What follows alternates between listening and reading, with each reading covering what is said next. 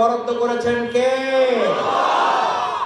15 বছর পর আপনি জেলখানায় যাওয়ার সুযোগ পাবেন না। 45 মিনিটের সময় বেঁধে দিয়ে আপনি দুপুরের খাবার রান্না করেছেন, ওটা খাওয়ারও সময় পাবেন না। হেলিকপ্টারে 14টা ব্রিফকেস গুটায়ে উঠতে হবে। এই সময় নির্ধারণ করেছেন কে? কে নির্ধারণ করেছেন? আপনি 45 বছর থাকতে চেয়েছিলেন, আর আল্লাহ সময় বরাদ্দ করেছে কয় মিনিট? ভবিষ্যতে যদি কেউ এই সময়ের অবমূল্যায়ন করেন,